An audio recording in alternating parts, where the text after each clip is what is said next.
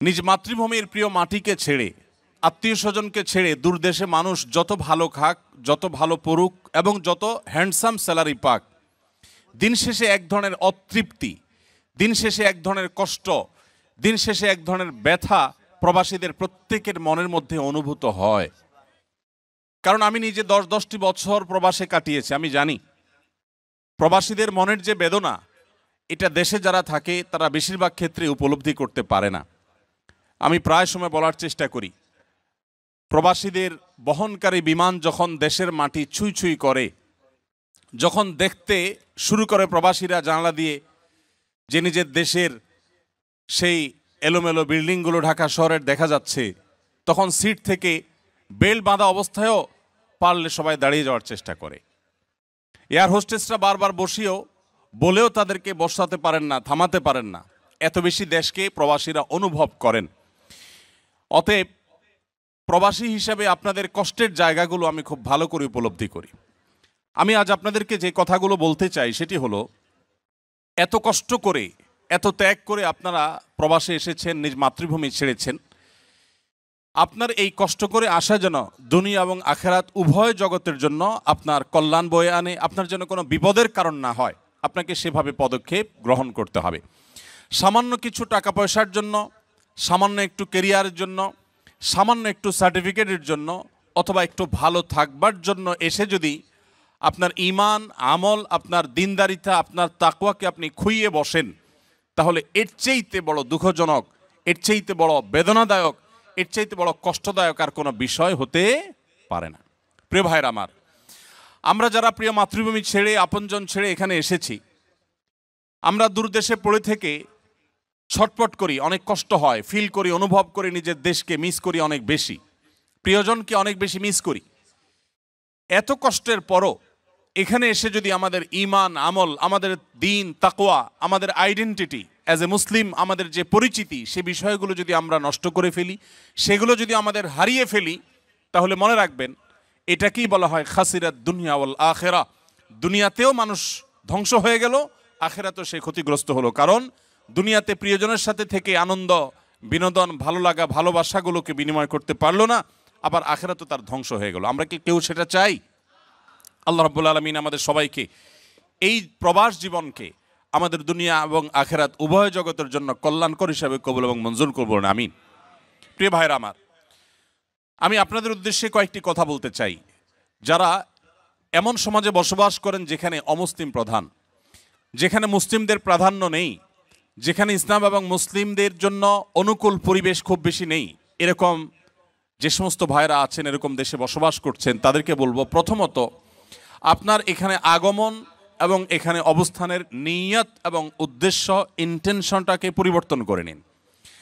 আপনারা যারা এখানে সামান্য রুটি রুজির জন্য এসেছেন, ব্যবসা বাণিজ্যের জন্য এসেছেন, অনেকে হয়তো পড়াশোনা করার জন্য এসেছেন, আমি আপনাদেরকে বিনীতভাবে অনুরোধ করতে চাই, আপনার নিয়ত এবং আপনার উদ্দেশ্য হবে আপনি এখানে এসেছেন আল্লাহ রাব্বুল আলামিনকে সন্তুষ্ট করবার জন্য, এখানে এসেছেন ইসলামকে রিপ্রেজেন্ট করবার জন্য, এখানে এসেছেন আপনি ইসলামের দাওয়া মানুষকে দেওয়ার জন্য, ইসলামের পথে মানুষকে আহ্বান করার জন্য।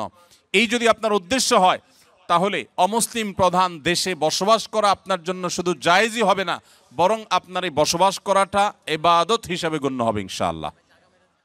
আমি কি আপনাদেরকে বোঝাতে পেরেছি? তাহলে আপনি পেশায় যাই হন না কেন, আপনার পেশা যেটাই হোক না কেন, আপনি এই দেশে এসেছেন কেন? আপনি ইসলামের একজন দূত হয়ে এসেছেন, আপনি মুসলমানদের তরফ থেকে একজন দূত হয়ে এসেছেন। আপনি ইসলামের সৌন্দর্যগুলো আপনার আচার আচরণে, আপনার কাজকর্মে, আপনার চিন্তা ভাবনায়, আপনার নিয়মানুবর্তিতায়, আপনার শৃঙ্খলায়, আপনার কথাবার্তায়, আপনার সার্বিক সব কিছুর মাধ্যমে আপনি উপস্থাপন করার চেষ্টা করবেন। আপনার উদ্দেশ্যই হবে যে আমি অন্য ধর্মাবলম্বী যারা আছেন তাদেরকে ইসলামের ছায়াতলে আসার আহ্বান করব। আমি দাঈ ইলাল্লাহ হব, আল্লাহর পথে আহ্বানকারী হব, আল্লাহর দিকে মানুষকে ডাকবো, এটাই আমার মিশন, এটাই আমার ভিশন। এর পাশাপাশি এখানে আমার জীবন টিকাতে হলে, এখানে আমার জীবন ধারণ করতে হলে আমার হালাল উপার্জনের দরকার আছে। আমি ব্যবসা করি, আমি চাকরি করি, আমি অন্য যাই করি না কেন, এগুলো হলো আমার জীবন ধারণ করবার জন্য, কিন্তু আমার মূল উদ্দেশ্য হলো আল্লাহর দ্বীনকে এখানে ঘরে ঘরে মানুষের কাছে পৌঁছে দেওয়া।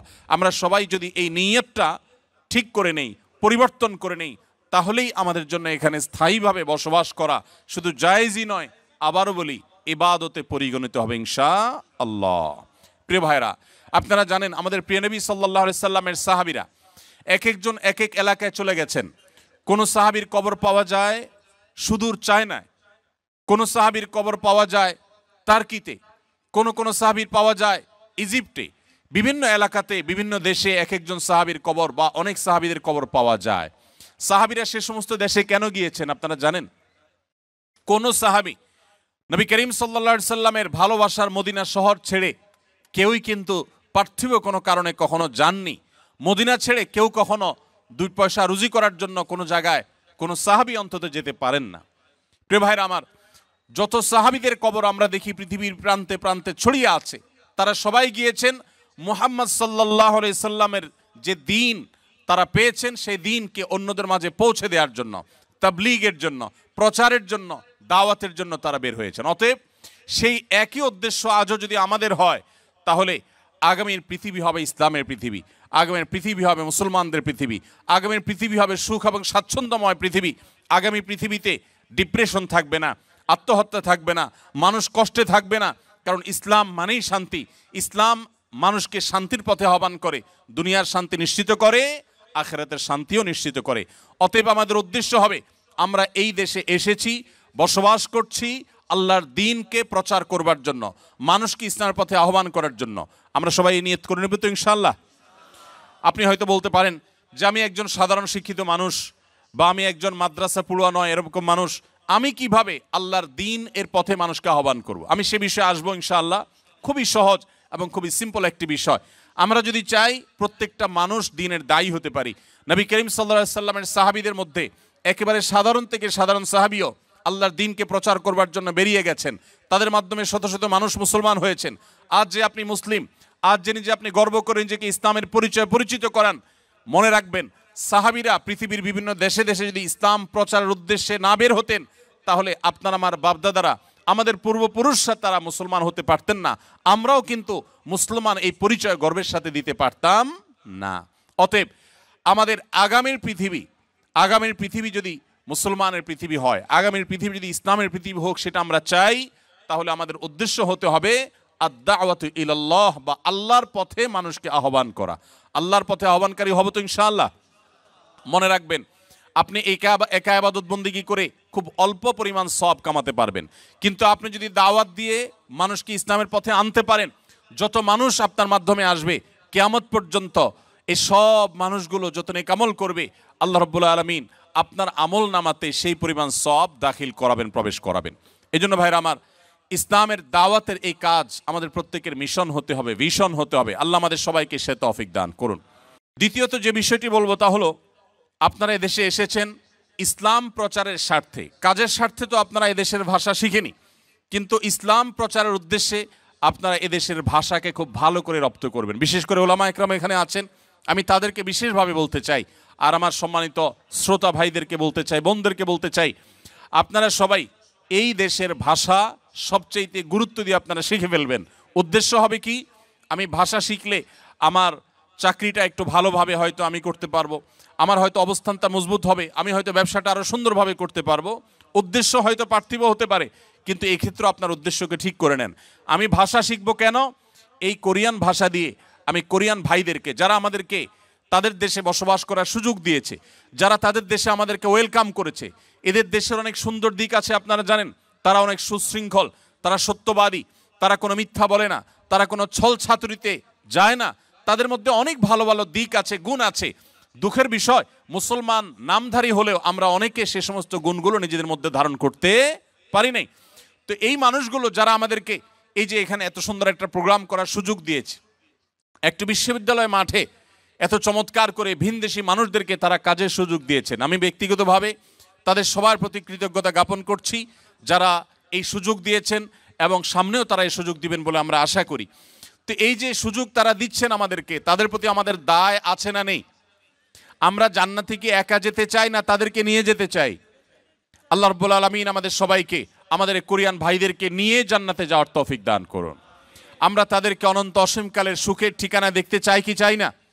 যদি চাই, তাহলে তাদের ভাষা আমাদেরকে শিখতে হবে, কারণ তাদের ভাষা শিখলে আমি ইসলামটাকে আমি আমার মতো করে তাদের বোঝার মতো করে আমি উপস্থাপন করতে পারবো। এই জন্য ভাইরা, আপনারা কোরিয়ান ভাষাটা খুব ভালো করে রপ্ত করবেন। আবার বলছি, উদ্দেশ্য হবে যে আমি তাদেরকে আল্লাহর পথে আহ্বান করব। আমি জাপানে গিয়েছি, টোকিওতে আমি বাংলাদেশি প্রবাসী ভাইদেরকে দেখেছি। অনেক বাংলাদেশি ভাইরা আছেন যাদের হাতে অগণিত জাপানিজরা মুসলমান হয়েছেন। মনে রাখবেন, তাদের বেশিরভাগ মানুষ কোনো ধর্ম বিশ্বাস না করলেও সেই মানুষগুলোর মধ্যে হক এবং ভালোকে অনুসন্ধান করার এক মানসিকতা আছে। কারণ নবী সাল্লাল্লাহু আলাইহি সাল্লাম বলেছেন, কুল্লু মাউলুদিন ইউলাদু আলাল ফিতরা, প্রত্যেকটি শিশু, প্রত্যেকটা মানুষ জন্মগ্রহণ করে প্রকৃতিগতভাবে মুসলমান হয়ে, তার ভিতরে ইসলামের প্রতি টান থাকে, ঈমান থাকে, এটা নিয়ে সে দুনিয়াতে আসে। অতএব তাদের মধ্যে সত্যের অনুসন্ধান আছে। আমরা সেটাকে যথাযথভাবে উপস্থাপন করতে না পারা, এটা আমাদের দুর্বলতা, এটা আমাদের ব্যর্থতা। আপনারা জানেন, এদেশের গলিতে গলিতে গির্জা দেখা যায়। আমি আগামী 20, 25, 30, 50 বছর পর এদেশের গলিতে গলিতে যেভাবে গির্জা দেখা যাচ্ছে, তার চাইতে বেশি পরিমাণে মসজিদের মিনার দেখার স্বপ্ন দেখছি। আল্লাহ কবুল করুন, বলুন আমিন। আপনারা কি চান এদেশের গলিতে গলিতে এভাবে মসজিদের মিনার হোক? আপনারা কি চান সেটা? যদি চান, আপনাদের প্রত্যেককে দায়ী হইতে হবে, ইসলাম প্রচারক হতে হবে। আপনারা যদি দায়ী হতে রাজি থাকেন, আমি প্রতিশ্রুতি দিচ্ছি, ইমাম সাহেবগণ, ওলামা একরাম আছেন, তারা যদি বলেন যে আমাদের প্রবাসী ভাইদের মধ্যে বিশেষায়িত প্রোগ্রাম করে কেউ যদি দায়ী আল্লাহ হতে চান, ইসলাম প্রচারে কাজ করতে চান, তাহলে আমরা তাদেরকে বিশেষভাবে প্রশিক্ষণ দেওয়া, তাদেরকে সময় দেওয়া, তাদের জন্য আলাদা প্রোগ্রামের অ্যারেঞ্জ করার জন্য আমি ইনশাআল্লাহ সময় দিতে প্রস্তুত আছি। ভাইরা আমার, ডক্টর জাকির নায়েক কি কোনো মাদ্রাসায় পড়ালেখা করেছেন? তিনি যদি একজন জেনারেল শিক্ষিত মানুষ হয়ে, একজন চিকিৎসক পেশায় একজন চিকিৎসক হয়ে যদি আল্লাহর দ্বীনের পথে গোটা পৃথিবীর মানুষকে আহ্বান করতে পারেন, তাহলে আপনি আমি পারবো কি পারবো না? ইনশাআল্লাহ। আমাদের সবার জন্য সৎ সাহস লাগবে। আমরা এক একজন ইসলাম এবং মুসলমানদের পক্ষ থেকে দূত হয়ে এই দেশে শেষ দিন পর্যন্ত আমরা বসবাস করবো ইনশাআল্লাহ। তাহলে দ্বিতীয়ত যেটি বলেছি, তা হলো এই দেশের মানুষের ভাষা আপনাদেরকে শিখতে হবে। আপনারা জানেন, এখানে অনেক খ্রিস্টান মিশনারি ভাইয়েরা, বোনেরা, তারা আপনাদেরকে কেমন আছেন বলে যখন প্রশ্ন করে, তখন আপনাদের কাছে অনেক ভালো লাগা কাজ করে, কারণ আপনার ভাষা তারা জানে, তাই না? এর চাইতে বড় দুর্ভাগ্যজনক বিষয় কি হতে পারে? মুহাম্মদ সাল্লাল্লাহু আলাইহি সাল্লামের উম্মত আপনি, আল্লাহর পক্ষ থেকে একমাত্র দ্বীনের ধারক আপনি, অথচ আপনাকে দাওয়াত দেওয়া হচ্ছে খ্রিস্ট ধর্মের। আপনি আপনার দ্বীনকে সুন্দরভাবে, সুচারুরূপে, অত্যন্ত চমৎকারভাবে এদেশে মানুষের সামনে উপস্থাপন আপনি করতে পারেন নাই। এর চাইতে লজ্জার, এর চাইতে দুঃখের আর কিছু হতে পারে না। প্রিয় কোরিয়ান প্রবাসী ভাইরা, কোরিয়া প্রবাসী ভাইরা, আমি আপনাদেরকে উদাত্ত আহ্বান করতে চাই, আপনারা সবাই যদি সজাগ হন, আপনারা যদি সচেতন হন, আপনারা যদি দায়িত্বশীল হন, আমার বিশ্বাস খুব বেশি দিন লাগবে না যে ইনশাআল্লাহ এদেশের মোড়ে মোড়ে, রাস্তা রাস্তা ইনশাআল্লাহ আজানের ধ্বনি শোনা যাবে। আমরা সবাই চেষ্টা করবো তো ইনশাআল্লাহ। নাম্বার 3, মনে রাখবেন, ইসলামের পথে আহ্বান করবার জন্য আপনার মুখের বক্তব্য অথবা আপনার লেখনির চাইতে অনেক বেশি পাওয়ারফুল একটা মাধ্যম আপনার কাছে আছে। সেটা কি? সেটা হলো আপনার আমার নিজেদের আচার আচরণ, আমাদের কাজ কারবার, এই বিষয়গুলো অন্য ধর্মাবলম্বীদেরকে যেন ভাবতে বাধ্য করে যে মুসলমানদের দিন এতটাই সুশৃঙ্খল, এতটাই চমৎকার, এই দিন সম্পর্কে জানতে যেন তারা আগ্রহী হয়, তারা যেন কৌতূহলী হয়, তাদের মধ্যে যেন আগ্রহ জাগে, আগ্রহ জন্মায় যে ইসলামটা কি, তারা যেন জানতে চেষ্টা করে। এই জন্য ভাইরা, আমি আপনাদেরকে বলতে চাই, আপনারা এক একজন এখানে যারা আছেন, আপনারা প্রত্যেকে 2টি করে ডিপার্টমেন্টে আপনারা রিপ্রেজেন্ট করছেন। এক, আপনারা সবাই বাংলাদেশ রাষ্ট্রকে আপনারা রিপ্রেজেন্ট করছেন। আপনারা সবাই বাংলাদেশের আনঅফিসিয়াল দূত। অফিসিয়াল রাষ্ট্রদূত একজন থাকলেও আপনারা প্রত্যেকে বাংলাদেশকে এখানে রিপ্রেজেন্ট করছেন। অতএব আপনারা সবাই বাংলাদেশের দূত। বাংলাদেশকে তারা দেখে না, তারা আপনাকে দেখে। আপনাকে দেখে তারা বাংলাদেশকে মূল্যায়ন করবে। ঠিক একইভাবে গোটা বিশ্বের মুসলমানদের দূত হিসাবে আপনারা ভূমিকা রাখছেন। গোটা বিশ্বের মুসলমানদেরকে তারা দেখে না, তারা আপনাকে দেখে। আপনার আচার আচরণ, আপনার কাজ কারবার, আপনার নিয়ম শৃঙ্খলার প্রতি শ্রদ্ধাবোধ, এদেশের যে আইন রয়েছে, এদেশের যে নিয়ম রয়েছে, এদেশের যে শৃঙ্খলা রয়েছে, সেটাকে যদি আপনি সর্বাপেক্ষা শ্রদ্ধা করেন, মেনে চলেন, আপনার যদি সুন্দর লেনদেন থাকে, আপনার কাজ কারবার থাকে, আপনার আচরণের মধ্যে মাধুর্য থাকে, আপনার পরোপকার করার মানসিকতা থাকে, তাহলে মনে রাখবেন তারা আপনাকে দেখে ইসলামকে জানার ব্যাপারে আগ্রহী হয়ে উঠবে এবং দিন শেষে মানুষ ইসলামের পথে আসবে ইনশাআল্লাহ। মনে রাখবেন, আমাদের প্রিয় নবী সাল্লাল্লাহু আলাইহি সাল্লামের বক্তব্য শুনে যত মানুষ মুসলমান হয়েছেন, তার চাইতে বেশি তার মহানুভবতায়, তার সিরাত, তার জীবন দর্শনে আকৃষ্ট হয়ে মানুষ ইসলামে এসেছেন। আজও সময় এসেছে ইসলামকে আমাদের আচার আচরণ, আমাদের ভালো কাজ কাম দিয়ে, আমাদের উন্নত চিন্তাধারা দিয়ে, আমাদের বিভিন্ন কার্যক্রমের মাধ্যমে ইসলামকে রিপ্রেজেন্ট করার আমরা সবাই সেই চেষ্টা করব তো ইনশাআল্লাহ। মনে রাখবেন, আপনার প্রতিটি কাজ হয় ইসলাম এবং মুসলমানদের ইমেজকে বিল্ড আপ করবে, আর না হলে ইমেজকে ধ্বংস করবে। আমি ব্যক্তিগতভাবে আনন্দিত যে কোরিয়ায় আমার বাংলাদেশি প্রবাসী ভাইরা যারা আছেন, বোনেরা যারা আছেন, আপনাদের তেমন কোনো দুর্নাম নেই।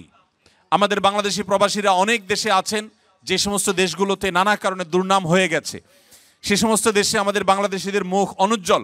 আলহামদুলিল্লাহ, আমার স্বদেশী ভাইরা যারা এই দেশে বসবাস করছেন, কোরিয়া প্রবাসী ভাইদেরকে আমি স্পেশালভাবে ধন্যবাদ জানাচ্ছি, আপনাদের প্রতি কৃতজ্ঞতা জানাচ্ছি যে আপনাদের তেমন কোনো দুর্নাম নেই। এর জন্য অবশ্য নেতৃবৃন্দ যারা আছেন, বিভিন্ন সোসাইটিকে যারা নেতৃত্ব দিচ্ছেন, নিশ্চয়ই তাদের অবদান আছে, নিশ্চয়ই উলামা একরাম ইমাম সাহেবদের অবদান আছে, নিশ্চয়ই আপনাদের সবার সদিচ্ছা আছে।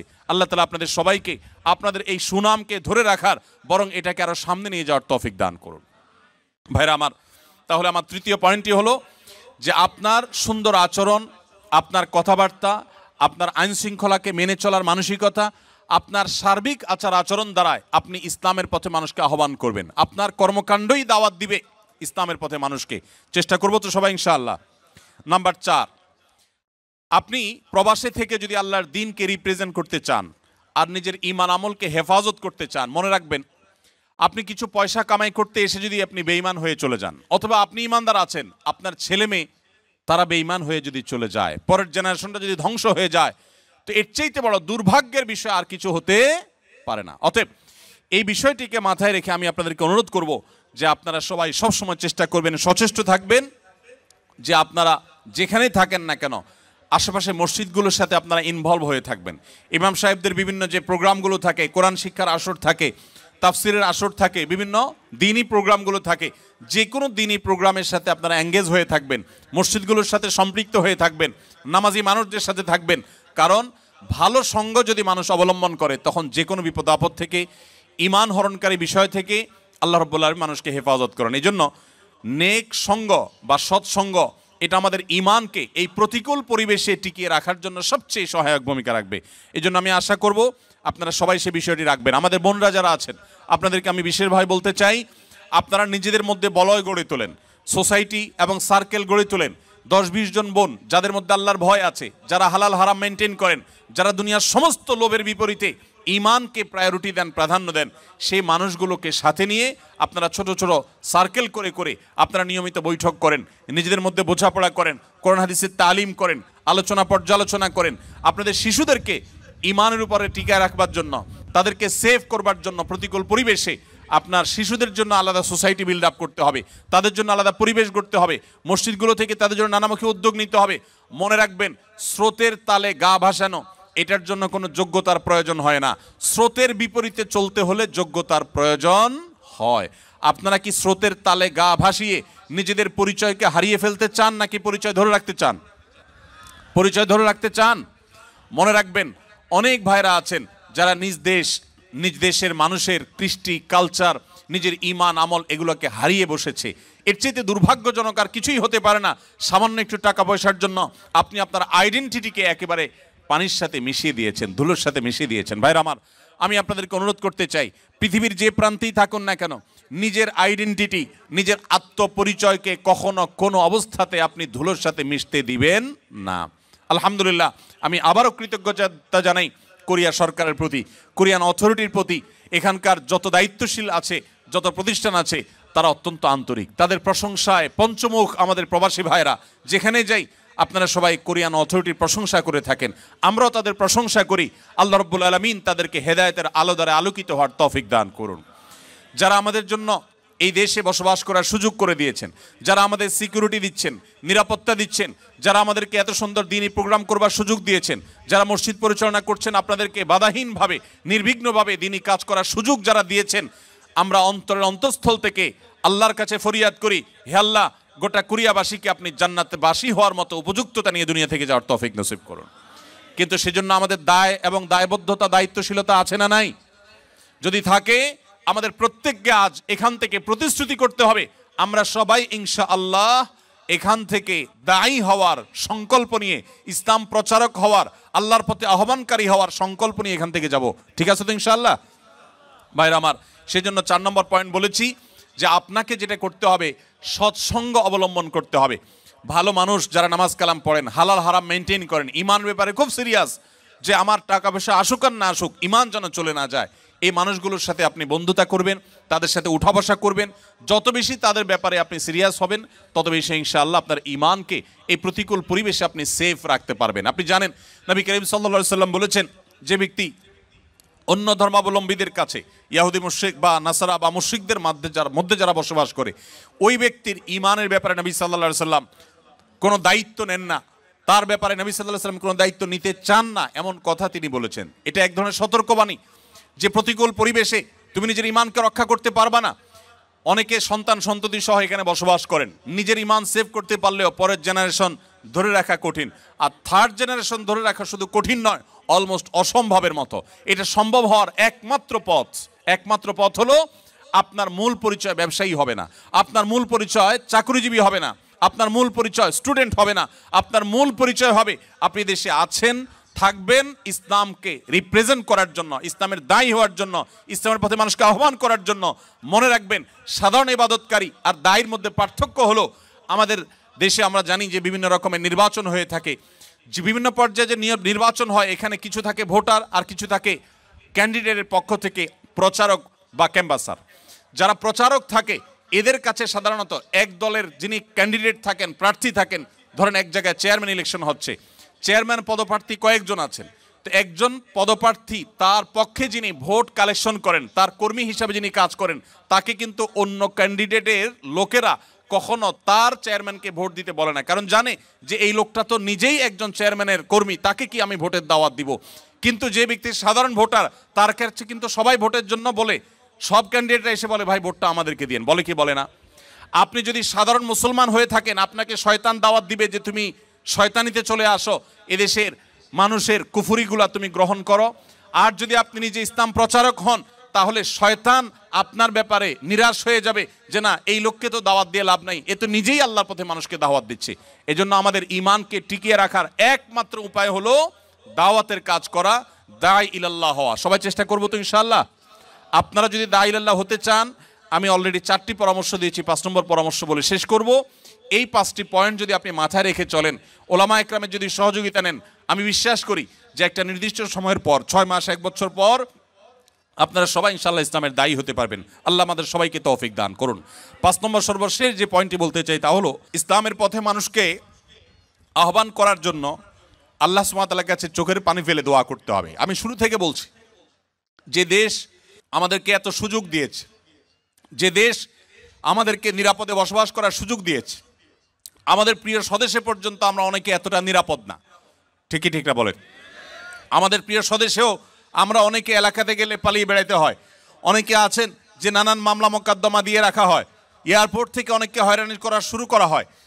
তো এইরকম একটা পরিস্থিতিতে আমরা যে দেশে বসবাস করছি, এদেশে আপনাদের জীবন নিয়ে কখনো শঙ্কায় থাকা লাগে? আপনাদের সম্পদ নিয়ে কখনো ভয় করা লাগে? তো যে দেশের মানুষ আমাদেরকে এতটা নিরাপত্তা দিয়েছে, এতটা সুযোগ দিয়েছে, আমি এখান থেকে হালাল উপার্জন করার সুযোগ পাচ্ছি, আমরা তাদের প্রতি যে কৃতজ্ঞতা বোধ, সেই কৃতজ্ঞতা বোধ থেকে আজ থেকে আপনার যত দোয়া হবে, আপনি প্রত্যেক দোয়াতে একবারের জন্য হলেও বলবেন, আল্লাহ এদেশের যে মানুষগুলো এত সুন্দর, এত সভ্য, এত ভদ্র, এত সত্য কথা বলে, এত সৎ এবং ন্যায়পরায়ণ, শুধু তাদের ঈমানটুকু নেই, হে আল্লাহ আপনি আমাকে ক্যাপাবল করে দেন, আমাকে সেই যোগ্যতা দেন, আমি যেন তাদের সবাইকে ঈমানের পথে আহ্বান করতে পারি। দোয়া করা যাবে না ইনশাআল্লাহ? আল্লাহ আপনি তাদের সবাইকে হেদায়েত দান করেন, তাদের জন্য দোয়া করা যাবে না ইনশাআল্লাহ?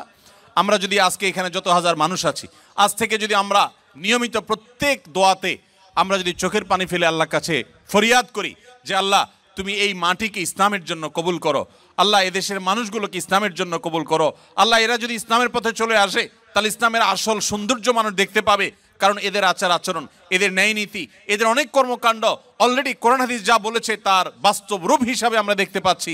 শুধু ঈমানটা যদি প্লাস করা যায় তাহলে তারাই হবে আমাদের সামনে সবচাইতে উত্তম মডেল, সবচাইতে উত্তম আদর্শ। হে আল্লাহ আপনি তাদেরকে ঈমান দান করেন। আপনি যে সুপারভাইজারের অধীনে কাজ করেন, আপনি তার নাম ধরে আল্লাহর কাছে দোয়া করবেন, আপনি যে কোম্পানিতে কাজ করেন সেই কোম্পানির মালিকদের জন্য আল্লাহর কাছে দোয়া করবেন। আপনি যে এলাকায় বসবাস করেন সে এলাকার অন্য ধর্মাবলম্বী ভাইদের জন্য দোয়া করবেন।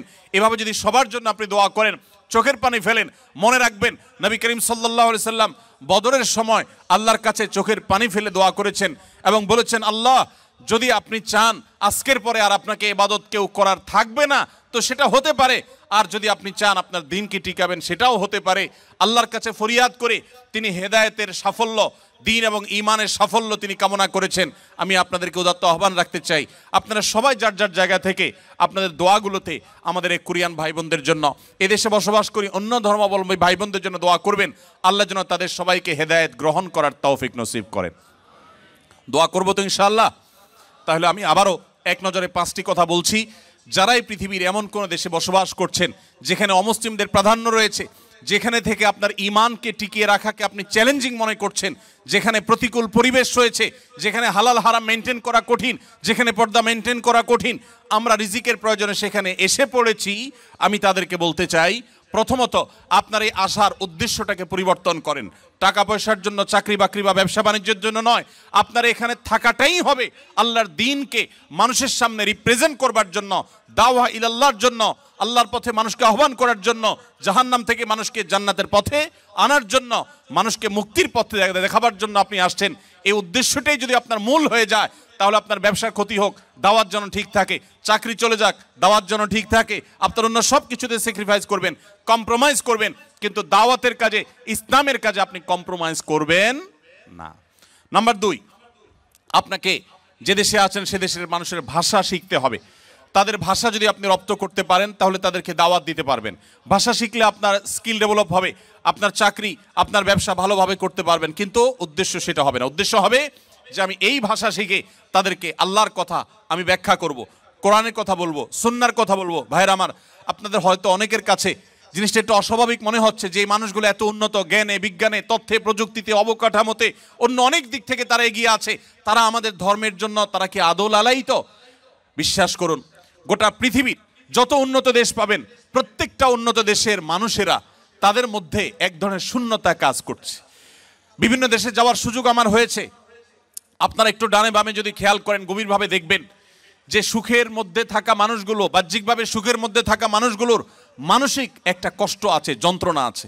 এই জন্য আত্মহত্যার প্রবণতা আপনার গরিব দেশে যতটা হয় তার চাইতে এই ধনী দেশে আত্মহত্যার ঘটনা বেশি ঘটে। কেন ঘটে জানেন? সব কিছু আছে, মানসিক প্রশান্তি জিনিসটা নেই। এই মানসিক প্রশান্তি, আল্লাহর কসম, ঈমান ছাড়া, ইসলাম ছাড়া মানসিক প্রশান্তি আসার আর কোনো পথ পৃথিবীতে খোলা নেই। আল্লাহর দ্বীন ছাড়া, ইসলাম ছাড়া শান্তি আসার কোনো পথ খোলা নেই।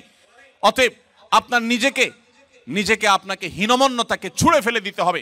আপনার মধ্যে আত্মবিশ্বাস থাকতে হবে, আপনার মধ্যে দৃঢ়চেতা চিন্তা থাকতে হবে, এই চিন্তা চেতনা থাকতে হবে, আপনার আদর্শিক এই বলিষ্ঠতা থাকতে হবে যে আমি এই যে দিনকে ধারণ করছি, আমি নিজে হতভাগা, আমি কপাল পড়া, আমি জানি না এই ঈমানের মূল্য কি, আমি জানি না ইসলামের মূল্য কি। যে ইসলাম নাই যার মধ্যে, তার টাকা পয়সা আছে, জ্ঞান বিজ্ঞান আছে, তথ্য প্রযুক্তি আছে, বিজনেস আছে, তার মধ্যে অনেক কিছু আছে, কিন্তু তার মানসিক প্রশান্তি জিনিসটা নেই। তারা এক ধরনের হতাশার মধ্যে থাকে, ডিপ্রেশনের মধ্যে থাকে, কারণ তাদের আসলে বলার কোনো জায়গা নেই।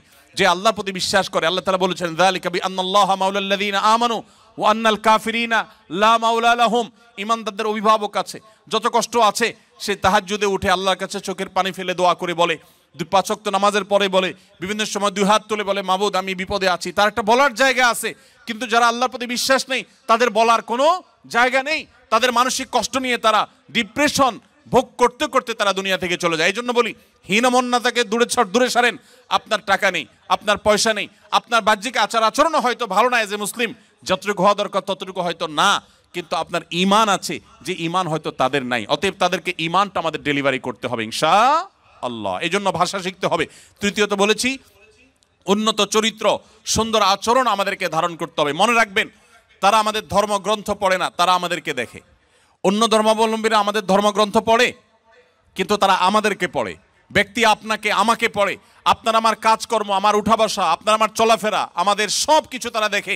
এটা পড়ে তারা রিড করার চেষ্টা করে যে ইসলামটা আসলে কি, ইসলামটা কি, ইসলামের সংজ্ঞা তারা কোরআন খুলে পড়ে না, হাদিস খুলে পড়ে না, তারা আপনার চেহারায়, আপনার কাজে, আমার কাজে তারা পড়ে। অতএব আমাদের কাজ কর্মের সৌন্দর্যের সবটুকুন এখানে উজাড় করে দিতে হবে।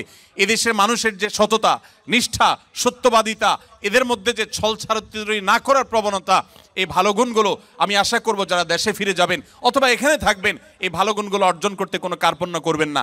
তাদেরকে আপনি ঈমান দিবেন, আর তাদের কাছ থেকে যে আখলাকটা অলরেডি কোরআন হাদিসে আপনাকে বলা হয়েছে সেটা আপনি ধারণ করার চেষ্টা করবেন ইনশাআল্লাহ। 4 নম্বর বলেছি, আপনার দাওয়াতের কাজের জন্য, ঈমানকে রক্ষা করবার জন্য প্রতিকূল পরিবেশে ভালো মানুষদের সঙ্গ, মসজিদ কেন্দ্রিক আপনি উঠা বসা করবেন। কখনো নামাজি আল্লাহওয়ালা মানুষের সঙ্গ আপনি হাতছাড়া করবেন না। সর্বশেষ আল্লাহর কাছে চোখের পানি ফেলবেন, দোয়া করবেন আল্লাহ রাব্বুল আলামিন আপনাকে, আমাকে, আমাদের সবাইকে প্রতিকূল পরিবেশে ঈমানের উপরে টিকে থাকার তৌফিক দান করুন, বলুন আমিন। আমরা চাই কিনা যে আমরা যখন কিয়ামতের দিন আল্লাহর সামনে হাজির হব, আমাদের পেছনে শত শত মানুষ লাইন ধরে থাকবে, যে মানুষগুলো আমাদের মাধ্যমে ইসলামে এসেছে, তাদেরকে নিয়ে আমরা জান্নাতে যেতে চাই কি চাই না বলেন তো? সবাই চান? কে কে চান একটু হাত তুলে দেখান তো। আল্লাহ আমাদের সবার হাতগুলোকে আপনি কবুল মঞ্জুর করেন। হে আল্লাহ আমাদের সবার হাতগুলোকে আপনি কবুল মঞ্জুর করেন। আল্লাহ আমাদের সবাইকে জান্নাতে যাওয়ার তৌফিক দান করেন। শত শত মানুষকে নিয়ে জান্নাতে যাওয়ার তৌফিক দান করুন। আল্লাহ এই কোরিয়ার মাটিকে আপনি ইসলামের জন্য কবুল মঞ্জুর করবেন, আমিন।